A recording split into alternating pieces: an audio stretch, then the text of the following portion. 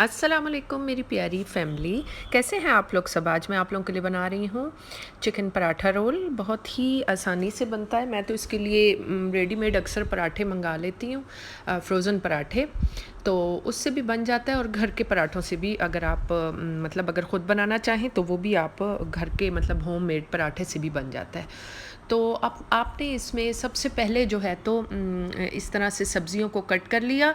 मैं तो इसमें सब्ज़ियों को कट करने के बाद थोड़ी देर के लिए थोड़े से विनेगर में ना प्याज को, टमाटर और साथ में जो है तो ये कैबेज को, बंद गोभी को मैं थोड़े से सिरके में जो है ना तो डिप करके तो रख लेती हूँ। और उसके बाद फिर वो थोड़ी देर, सबसे पहले उसको मैं छोड़ देती हूँ, मतलब वो फिर पड़ा रहता है। उसके बाद मैं आपको बताती हूँ कि कैसे मैं पराठे से जो है तो वो बनाना शुरू करती हूँ। पराठे को मैं जब फ्राई करना शुरू करती हूँ, पहले मैंने इसको अच्छे से फ्राई कर लिया थोड़ा सा ऑयल लगा के। आप अगर डाइट कॉन्शियस हैं तो आप विदाउट ऑयल लगाए भी इसको बहुत ही थोड़े से ऑयल में भी कर सकते हैं, जस्ट स्प्रे कर लें। तो मैं बच्चों के लिए बना रही थी तो इसलिए मैंने थोड़ा ऑयल लगा लिया।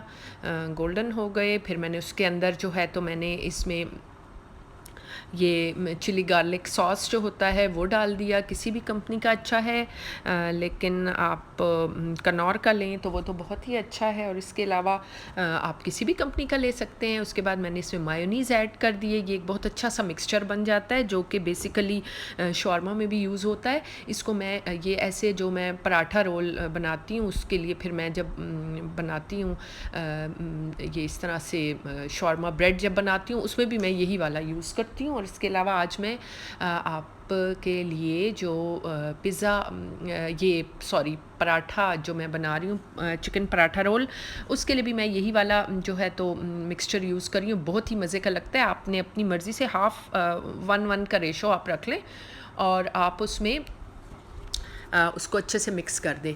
जो है मायोनीज़, अगर चिकन मायोनीज़ है नो प्रॉब्लम, वो भी आप डाल सकते हैं। अब उसके बाद आपने ये डाला, उसके बाद वो सिरके वाली जो भीगी हुई जो प्याज थी और जो टमाटे थे थोड़ा सा सिरके से निकाल के थोड़ी देर तो वो भीगे रहे ना, एक 10-12 मिनट, और उसके बाद आपने निकाल के वो रख लिए उसमें। अब हम जो है तो उसमें जो है तो ऐड करने लगे। इसमें मैंने चिकन जो है टेंडर पॉप्स जो है तो मैंने ऐड कर लिए। मैं तो KNN's के करती हूँ, आप किसी भी ब्रांड के कर लें। ये मैंने इसको अच्छे से फ्राई किया ऑयल में, ये टेंडर पॉप्स को, चिकन टेंडर पॉप्स को, और ऊपर मैंने उसके स्प्रिंकल की कैबेज, जिससे इंशाल्लाह वेट भी नहीं बढ़ेगा। और जी भर के हम लोगों ने तो बहुत शौक़ से और बहुत खुशी से हम लोगों ने तो खाए।